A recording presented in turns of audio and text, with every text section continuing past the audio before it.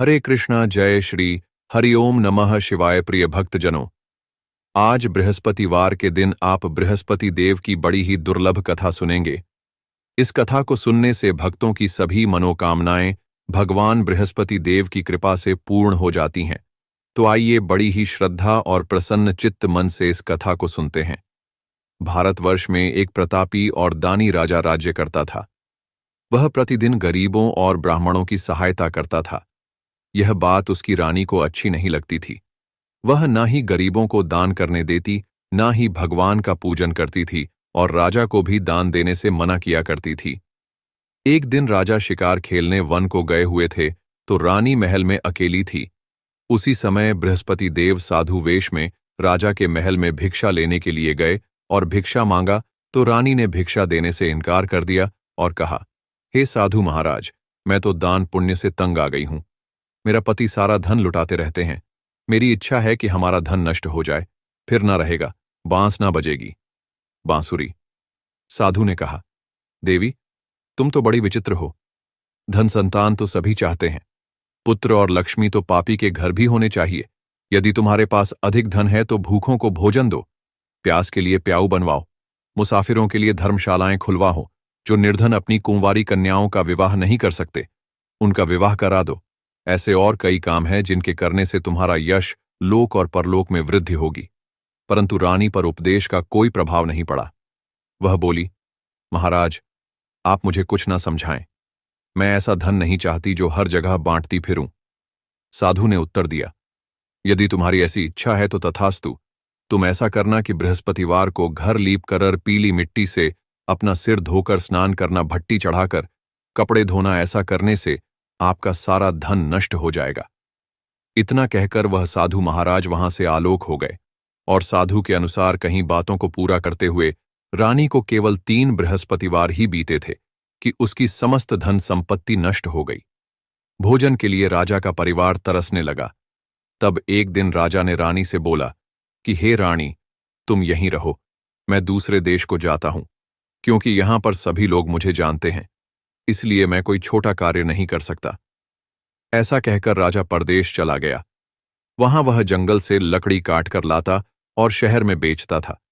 इस तरह वह अपना जीवन व्यतीत करने लगा। इधर राजा के परदेश जाते ही रानी दुखी रहने लगी। एक बार जब रानी और दासी को 7 दिन तक बिना भोजन के रहना पड़ा तो रानी ने अपनी दासी से कहा, हे दासी, पास ही के नगर में मेरी बहन रहती है, वह बड़ी धनवान है। तू उसके पास जा और कुछ लेकर आ ताकि थोड़ा बहुत गुजार बसर हो सके। रानी दासी की बहन के पास गई। उस दिन गुरुवार था और रानी की बहन उस समय बृहस्पतिवार व्रत की कथा सुन रही थी। दासी ने रानी की बहन को अपनी रानी का संदेश दिया, लेकिन रानी की बड़ी बहन ने कोई उत्तर नहीं दिया। जब दासी को रानी की बहन से कोई उत्तर नहीं मिला तो वह बहुत दुखी हुई और उसे क्रोध भी आया। दासी ने वापस आकर रानी को सारी बात बता दी। यह सुनकर रानी ने अपने भाग्य को कोसा।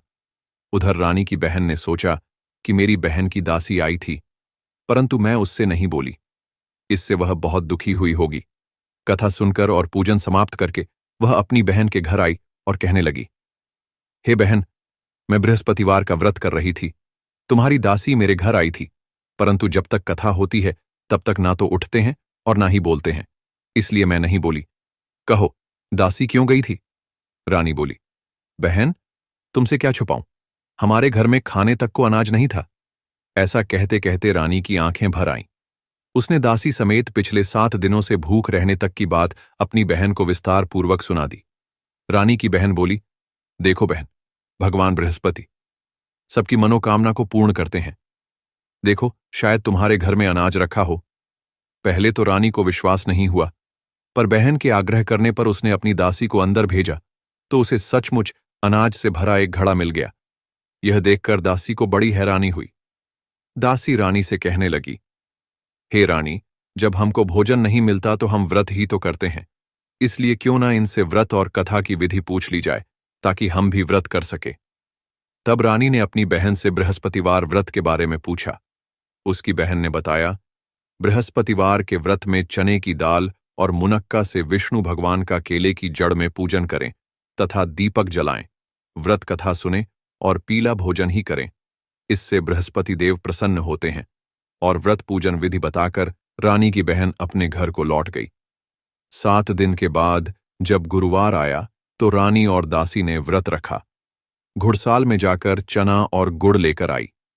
फिर उससे केले की जड़ तथा विष्णु भगवान का पूजन किया। अब पीला भोजन करना। चूंकि उन्होंने व्रत रखा था इसलिए बृहस्पति देव उनसे प्रसन्न थे, इसलिए वे एक साधारण व्यक्ति का रूप धारण करके 2 थालियों में सुंदर पीला भोजन दासी को दे गए। भोजन पाकर दासी बहुत प्रसन्न हुई और फिर रानी के साथ मिलकर भोजन ग्रहण किया। उसके बाद वे सभी गुरुवार को व्रत और पूजन करने लगी। बृहस्पति भगवान की कृपा से उनके पास फिर से धन संपत्ति आ गई, परंतु रानी फिर से पहले की तरह आलस्य करने लगी। तब दासी बोली, देखो रानी, तुम पहले भी इस प्रकार आलस्य करती थी। तुम्हें धन रखने में कष्ट होता था, इस कारण सभी धन नष्ट हो गया, और अब जब भगवान बृहस्पति की कृपा से धन मिला है तो तुम्हें फिर से आलस्य होता है। रानी को समझाते हुए दासी कहती हैं कि बड़ी मुसीबतों के बाद हमने यह धन पाया है, इसलिए हमें दान पुण्य करना चाहिए। भूखे मनुष्यों को भोजन कराना चाहिए और धन को शुभ कार्यों में खर्च करना चाहिए, जिससे तुम्हारे कुल का यश बढ़ेगा, स्वर्ग की प्राप्ति होगी और पितृ प्रसन्न होंगे। दासी की बात मानकर रानी अपना धन शुभ कार्यों में खर्च करने लगी, जिससे पूरे नगर में उसका यश फैलने लगा। उधर एक दिन राजा दुखी होकर जंगल में एक पेड़ के नीचे आसन जमाकर बैठ गया। वह अपनी दशा को याद करके व्याकुल होने लगा। बृहस्पतिवार का दिन था। एकाएक उसने देखा कि निर्जन वन में एक साधु प्रकट हुए। वह साधु वेश में स्वयं बृहस्पति देवता थे। लकड़हारे के सामने आकर बोले, हे लकड़हारे, इस सुनसान जंगल में तू इतना चिंता में मग्न क्यों बैठा है? लकड़हारे ने दोनों हाथ जोड़कर प्रणाम किया और उत्तर दिया, महात्मा जी, आप सब कुछ जानते हैं, मैं क्या कहूं? यह कहकर रोने लगा और साधु को अपनी आत्मकथा सुनाई। महात्मा जी ने कहा, तुम्हारी स्त्री ने बृहस्पतिवार के दिन बृहस्पति भगवान का निरादर किया है, जिसके कारण रुष्ट होकर उन्होंने तुम्हारी यह दशा कर दी। अब तुम चिंता को दूर करके मेरे कहने पर चलो तो तुम्हारे सब कष्ट दूर हो जाएंगे और भगवान पहले से भी अधिक संपत्ति देंगे। तुम बृहस्पति के दिन कथा किया करो। 2 पैसे के चने मुनक्का लाकर उसका प्रसाद बनाओ और शुद्ध जल से लौटे में शक्कर मिलाकर अमृत तैयार करो। कथा के पश्चात अपने सारे परिवार और सुनने वाले प्रेमियों में अमृत व प्रसाद को बांटकर खुद भी ग्रहण करो। ऐसा करने से भगवान तुम्हारी सब मनोकामनाएं पूरी करेंगे। साधु के ऐसे वचन सुनकर लकड़हारा बोला, हे प्रभु, मुझे लकड़ी बेचकर इतना पैसा नहीं मिलता जिससे भोजन के उपरांत कुछ बचा सकूं। मैंने रात्रि में अपनी स्त्री को व्याकुल देखा है। मेरे पास कुछ भी नहीं जिससे मैं उसकी खबर मंगा सकूं, और फिर मैं बृहस्पति देव की क्या कहानी सुनूं? मुझको तो कुछ भी मालूम नहीं है। साधु ने कहा, हे लकड़हारे, तुम किसी बात की चिंता मत करो। बृहस्पतिवार के दिन तुम रोजाना की तरह लकड़ियां लेकर शहर को जाओ। तुमको रोज से दुगना धन प्राप्त होगा, जिससे तुम भली भांति भोजन कर लोगे और बृहस्पति देव की पूजा का सामान भी आ जाएगा। बृहस्पति देव की कथा इस प्रकार है, सुनो। प्राचीन काल में एक ब्राह्मण रहता था। वह बहुत निर्धन था। उसकी कोई संतान नहीं थी। उसकी स्त्री बहुत मलिन के साथ रहती थी। वह स्नान नहीं करती, किसी देवता का पूजन नहीं करती। इससे ब्राह्मण देवता बड़े दुखी थे। बेचारे बहुत कुछ कहते थे, किंतु उसका कुछ परिणाम नहीं निकला। भगवान की कृपा से ब्राह्मण की स्त्री के कन्या रूपी रत्न पैदा हुआ। कन्या बड़ी होने पर प्रातः स्नान करके विष्णु भगवान का जाप और बृहस्पतिवार का व्रत करने लगी। अपने पूजन पाठ को समाप्त करके विद्यालय जाती तो अपनी मुट्ठी में जौ भर के ले जाती और पाठशाला के मार्ग में डालती जाती। तब ये जौ स्वर्ण के हो जाते तो लौटते समय उनको बीन कर घर ले आती। एक दिन वह बालिका सूप में उस सोने की जौ को फटक कर साफ कर रही थी कि उसके पिता ने देख लिया और कहा, हे बेटी, सोने की जौ के लिए सोने का सूप होना चाहिए। दूसरे दिन बृहस्पतिवार था। इस कन्या ने व्रत रखा और बृहस्पति देव से प्रार्थना करके कहा, मैंने आपकी पूजा सच्चे मन से की है, तो मेरे लिए सोने का सूप दे दो। बृहस्पति देव ने उसकी प्रार्थना स्वीकार कर ली। रोजाना की तरह वह कन्या जौ फैलाती हुई जाने लगी। जब लौटकर जौ बीन रही थी तो बृहस्पति देव की कृपा से सोने का सूप मिला। उसे वह घर ले आई और उसमें जो साफ करने लगी, परंतु उसकी मां का वही ढंग रहा। एक दिन की बात है कि वह कन्या सोने के सूप में जौ साफ कर रही थी। उस समय उस शहर का राजपुत्र वहां से होकर निकला। इस कन्या के रूप और कार्य को देखकर मोहित हो गया और अपने घर आकर भोजन और जल त्याग कर उदास होकर लेट गया। राजा को इस बात का पता लगा तो अपने प्रधानमंत्री के साथ उसके पास गए और बोले, हे बेटा, तुम्हें किस बात का कष्ट है? किसी ने तुम्हारा अपमान किया है अथवा और कोई कारण हो? सो कहो, मैं वही कार्य करूंगा जिससे तुम्हें प्रसन्नता हो। अपने पिता की राजकुमार ने बातें सुनी तो वह बोला, मुझे आपकी कृपा से किसी बात का दुख नहीं है। किसी ने मेरा अपमान नहीं किया है, परंतु मैं उस लड़की से विवाह करना चाहता हूं जो सोने के सूप में जौ साफ कर रही थी। यह सुनकर राजा आश्चर्य में पड़ गया और बोला, हे बेटा, इस तरह की कन्या का पता तुम ही लगाओ। मैं उसके साथ तेरा विवाह अवश्य ही करवा दूंगा।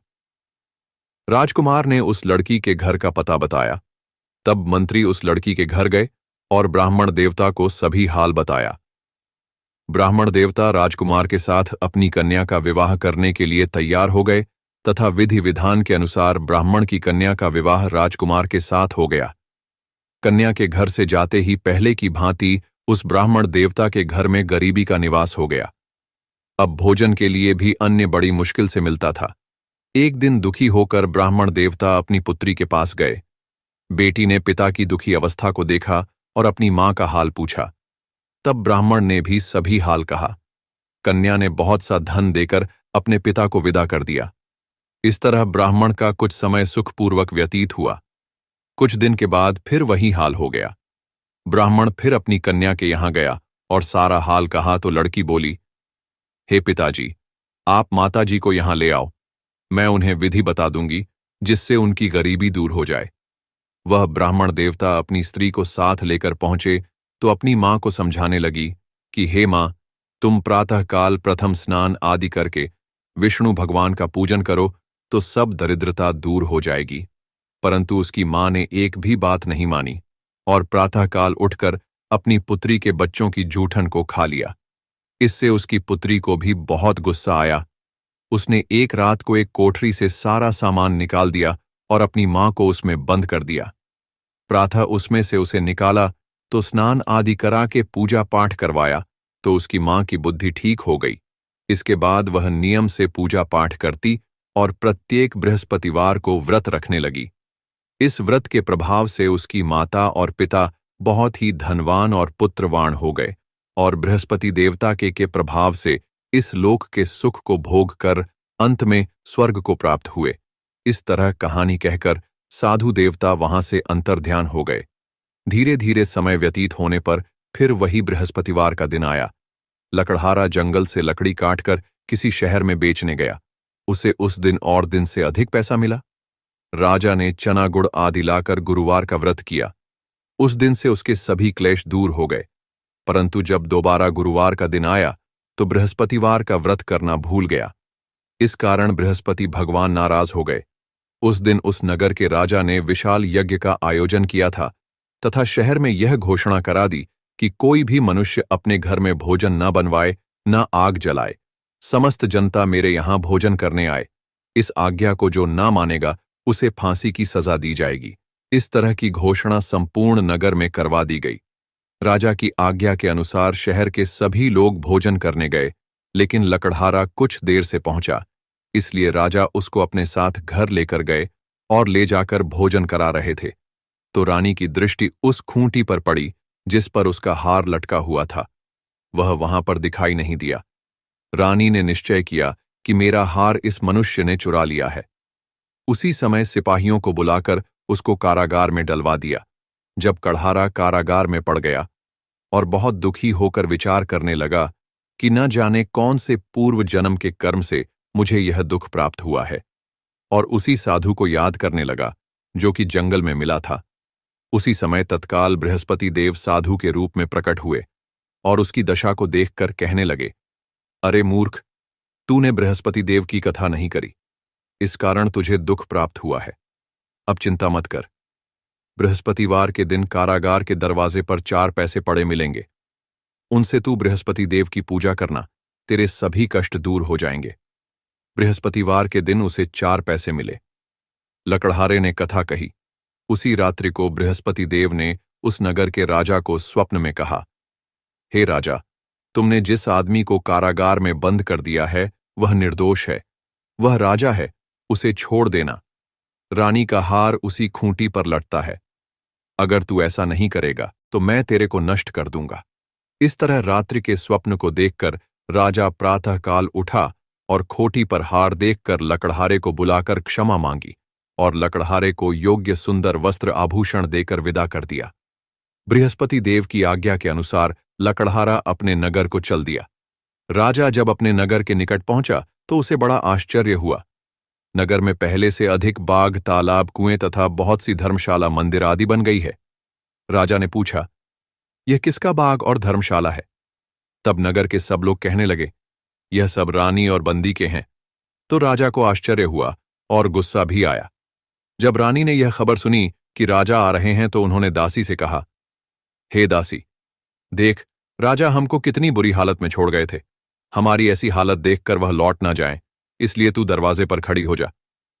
आज्ञा के अनुसार दासी दरवाजे पर खड़ी हो गई। राजा आए तो उन्हें अपने साथ लेकर आई। तब राजा ने क्रोध करके अपनी रानी से पूछा कि यह धन तुम्हें कैसे प्राप्त हुआ है? तब उन्होंने कहा, हमें यह सब धन बृहस्पति देव के इस व्रत के प्रभाव से प्राप्त हुआ है। राजा ने निश्चय किया कि 7 रोज बाद तो सभी बृहस्पति देव का पूजन करते हैं, परंतु मैं प्रतिदिन दिन में 3 बार कहानी और रोज व्रत किया करूंगा। अब हर समय राजा के दुपट्टे में चने की दाल बंदी रहती और दिन में 3 बार कहानी कहते। एक रोज राजा ने विचार किया कि चलो अपनी बहन के यहां हो आवे। इस तरह निश्चय करके राजा घोड़े पर सवार होकर अपनी बहन के यहां को चलने लगा। मार्ग में उसने देखा कि कुछ आदमी मुर्दे को लिए जा रहे हैं। उन्हें रोककर राजा कहने लगा, अरे भाइयों, मेरी बृहस्पति देव की कथा सुन लो। वे बोले, लो, हमारा तो आदमी मर गया है, इसको अपनी कथा की पड़ी है। परंतु कुछ आदमी बोले, अच्छा कहो, हम तुम्हारी कथा भी सुनेंगे। राजा ने दाल निकाली और जब कथा आदि हुई थी कि मुर्दा हिलने लग गया, और जब कथा समाप्त हो गई तो राम राम करके मनुष्य उठकर खड़ा हो गया। आगे मार्ग में उसे किसान खेत में हल चलाता मिला तो राजा ने उसे देखकर बोला, अरे भैया, तुम मेरी बृहस्पतिवार की कथा सुन लो। किसान बोला, जब तक मैं तेरी कथा सुनूंगा तब तक 4 हरैया जोत लूंगा। जा, अपनी कथा किसी और को सुनाना। इस तरह राजा आगे चलने लगा। राजा के हटते ही बैल पछाड़ खाकर गिर गए और किसान के पेट में बड़ी जोर का दर्द होने लगा। उस समय उसकी मां रोटी लेकर आई और उसने जब यह देखा तो अपने पुत्र से सब हाल पूछा और बेटे ने सभी हाल कह दिया। तो बुढ़िया दौड़ी दौड़ी उस घुड़सवार के पास गई और उससे बोली कि मैं तेरी कथा सुनूंगी, तू अपनी कथा मेरे खेत पर चलकर ही कहना। राजा ने बुढ़िया के खेत पर जाकर कथा कही, जिसके सुनते ही वह बैल उठकर खड़े हुए तथा किसान के पेट का दर्द भी बंद हो गया। राजा अपनी बहन के घर पहुंचा। बहन ने भाई की खूब मेहमान की। दूसरे रोज प्रातःकाल राजा जगा तो वह देखने लगा कि सब लोग भोजन कर रहे हैं। राजा ने अपनी बहन से कहा, ऐसा कोई मनुष्य है जिसने भोजन नहीं किया हो? मेरे बृहस्पतिवार की कथा सुन ले। बहन बोली, हे भैया, यह देश ऐसा है कि पहले यहां लोग भोजन करते हैं, बाद में अन्य काम करते हैं। अगर कोई पड़ोस में हो तो देख आऊं। वह ऐसा कहकर देखने चली गई, परंतु उसे कोई ऐसा व्यक्ति नहीं मिला जिसने भोजन ना किया हो। अतः वह एक कुम्हार के घर गई जिसका लड़का बीमार था। उसे मालूम हुआ कि उनके यहां 3 रोज से किसी ने भोजन नहीं किया है। रानी ने अपने भाई की कथा सुनने के लिए कुम्हार से कहा। वह तैयार हो गया। राजा ने जाकर बृहस्पतिवार की कथा कही, जिसको सुनकर उसका लड़का ठीक हो गया। अब तो राजा की प्रशंसा होने लगी। एक रोज राजा ने अपनी बहन से कहा कि हे बहन, हम अपने घर को जाएंगे, तुम भी तैयार हो जाओ। राजा की बहन ने अपनी सास से कहा तो सास ने कहा, हाँ, चली जा, परंतु अपने लड़कों को मत ले जाना, क्योंकि तेरे भाई की कोई औलाद नहीं है। बहन ने अपने भैया से कहा, हे भैया, मैं तो चलूंगी, पर कोई बालक नहीं चलेगा। तो राजा बोला, जब कोई बालक नहीं चलेगा तब तुम ही क्या करोगी? बड़े दुखी मन से राजा अपने नगर को लौट आया। राजा ने अपनी रानी से कहा, हम निर्विष हैं, हमारा मुंह देखने का धर्म नहीं है और कुछ भोजन आदि नहीं किया है। रानी बोली, हे प्रभु, बृहस्पति देव ने हमें सब कुछ दिया है, वह हमें औलाद अवश्य देंगे। उसी रात को बृहस्पति देव ने राजा से स्वप्न में कहा, हे राजा, उठो, सभी सोच त्याग दो, तेरी रानी गर्भ से है। राजा को यह बात सुनकर बड़ी खुशी हुई। 9 महीने में उसके गर्भ से एक सुंदर पुत्र पैदा हुआ। तब राजा बोला, हे रानी, स्त्री बिना भोजन के रह सकती है, पर बिना कहे नहीं रह सकती। जब मेरी बहन आएगी तो मुझसे कुछ मत कहना। रानी ने सुनकर हां कर दिया। जब राजा की बहन ने यह शुभ समाचार सुना तो वह बहुत खुश हुई और बधाई लेकर अपने भाई के यहां आई। तभी रानी ने कहा, घोड़ा चढ़कर तो नहीं आई है, गधा चढ़कर आई है। राजा की बहन बोली, भाभी, मैं इस प्रकार ना कहती तो तुम्हें औलाद कैसे मिलती? बृहस्पति देव ऐसे ही हैं जैसी जिसके मन में कामनाएं हैं, सभी को पूर्ण करते हैं। जो सद्भावनापूर्वक बृहस्पतिवार का व्रत करता है एवं कथा पढ़ता है अथवा सुनता है, दूसरों को सुनाता है, बृहस्पति देव उनकी सभी मनोकामनाएं पूर्ण करते हैं। बृहस्पति देव उनकी सदैव रक्षा करते हैं जो संसार में सद्भावना और सच्चे हृदय से बृहस्पति देव का पूजन करते हैं। उनकी सभी मनोकामनाएं उसी प्रकार पूर्ण होती हैं जैसे राजा और रानी ने बृहस्पति देव की कथा का गुणगान किया। उनकी सभी इच्छाएं बृहस्पति देव ने पूर्ण। आपको आज की कथा पसंद आए, आरती पसंद आए तो वीडियो को लाइक कीजिएगा, शेयर कीजिएगा, कमेंट में भगवान बृहस्पति देव जी की जय लिखिए और चैनल को भी सब्सक्राइब कीजिएगा। इसी के साथ आज आप हमारे चैनल पर पौष मास महात्म की कथा को भी जरूर सुनिए। प्रेम से बोलिए, भगवान श्री बृहस्पति देव की जय।